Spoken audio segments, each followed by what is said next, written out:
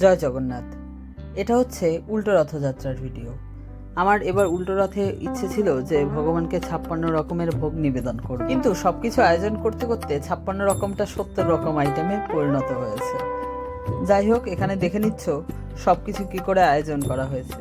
শুধু কিন্তু এই 1 মিনিটে সব আয়োজন দেখানো সম্ভব না, কারণ আয়োজন শুরু হয়েছিল প্রায় 2 দিন আগে থেকে।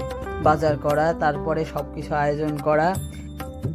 সেদিন আমরা ঘুম থেকে উঠি ভোর 4টে নাগাদ এবং ঠাকুরঘরে রান্না করতে যাই প্রায় ভোর 5টা নাগাদ, এবং রান্না বান্না চলে দুপুর 12টা অবধি।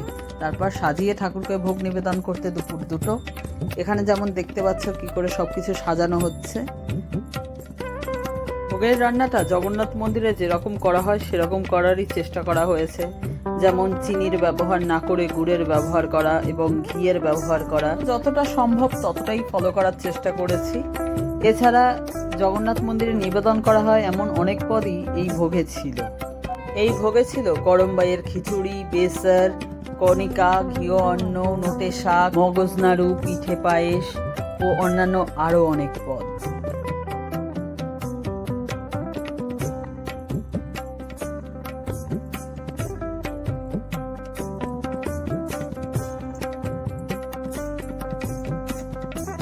জগন্নাথ দেবকেও আমরা বেশ সুন্দর করে ফুলের মালা দিয়ে সাজানোর চেষ্টা করেছি।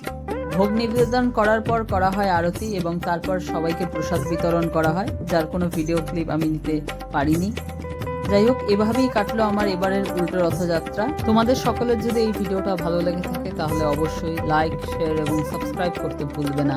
প্যারামো। জয় জগন্নাথ।